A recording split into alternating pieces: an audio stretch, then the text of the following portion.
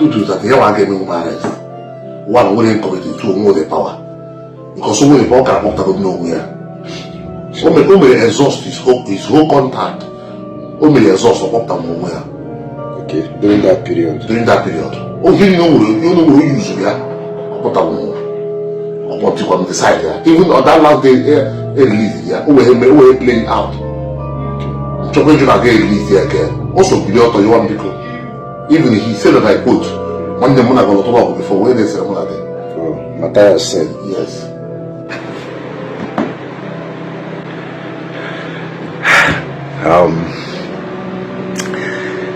This evening, I came to Zion's office, to have one or two talks with him.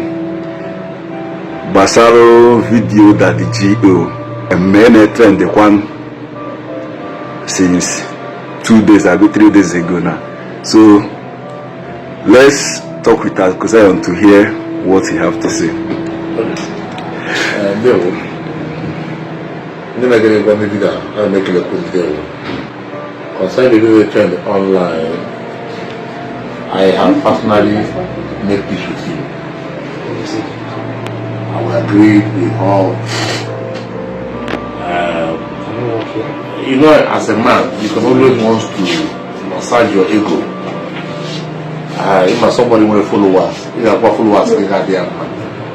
I will, but anybody want a sense, they chop Magahopa, that his way of preaching and the talking is changeable, which is a good one. Yeah, sure. Nobody is against anybody preaching anything. Preach whatever you believe in, but don't try to sell your brother for you to stand.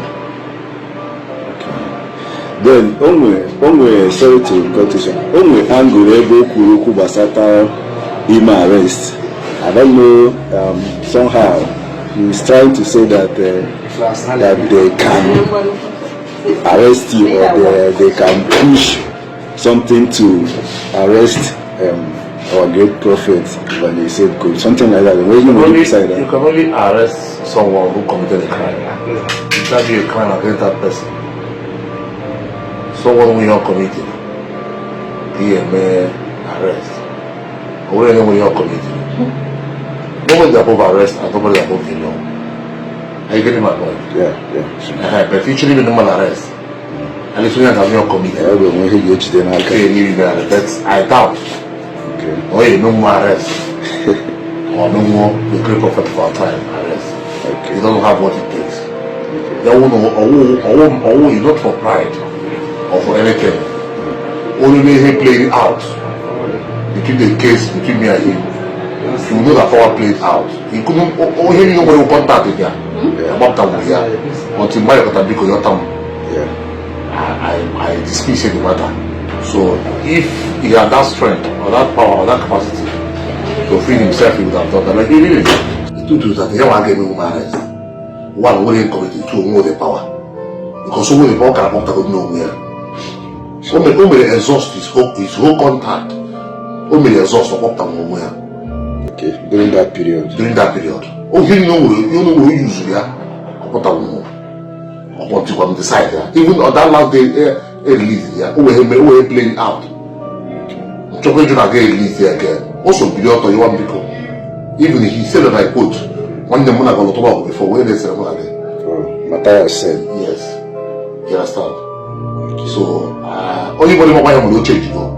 Yeah, you get to my point. Of course.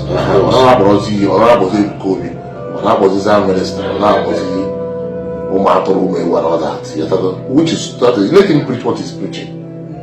We are not against tradition. Are you getting my point? Yeah. So I am beyond the man. But I happen the man I can beg here. You must not match on your brother for him to climb. Or you must not condemn others. You go and kill him. That's the only thing you understand? You let him preach what he's preaching. Yeah, but only point in Chore, according to him on that video. I watched the video. Okay, maybe later. Okay. Maybe later you watch the video. So on that video, Honor said that his lawyers, so he pushed the case. Actually, he pushed the case to go further, you know. But the reason how you will drop that case is because now no Sir Mike also come involved. So no talk if obo enemy in the IPOB because the man go get this behind. You want to get you. Go to somebody. That's why NJ be in your office this afternoon to hear from you. Even one of the lawyer now, because I know what the struggle to get my number. That is what you. Finally, make I know phone. In case I come from, I think I'm from Nabida. Also, before a video, that program has a picture way there. I saw it on the picture. The video, God knows, we break up and put it online because I just want people to tell me. I just copied the link, and the people who are in charge of this matter. Who tell you that the video still will do no for her. Nobody will for them. One of the lawyer, near my number, which I have Henry, near my number. He's there. I get my point. Yeah. They know what the struggle to get my number. If they are saying the truth, how am I? I give it to that Henry because who look through where the barrister, the whole one who can wear fully if I'm not that. Or second name number. I just hear my sister go look and pick her phone. That is it. So, like I said, if all one more, we'll do something. We'll all massage our ego. Of course. Who can have them after an alcohol that what you could have been. I don't forget my Yeah, of course. Okay. You are only okpu free. What are only Giaka? On my high side. Sorry. On my high side. But also come on well. Why there's no problem? He knows, I think, over something. Lawyer somewhere will do. I don't know what to do and what not to do. But sorry to cut you, but in case we could see against the horse sign, or we can see law is small now. The essence of signing in case if there be any when you want to go against it, whether we are or more. Or Zion Minister go against it. Then we could be the opposite. Okay. Although after I got the image of the case I do. Okay. So I can get a large. Okay. That means that the Obodina I conclude to go to your community. No. Oh wow. I'm not all I say is not called. What's your my lawyer? I'm on my side. My lawyer is your channel, and I claim to not education on Facebook. All the document also it is yeah, they don't want the man. Yeah, what they also not the man. Also no more of the man that he don't have any business with. Not that guy. That one of the video that guy business. So, but to me, I believe he accepted the peace. Amen. But no one also be accepted. It's up to him. All right, thank you very much.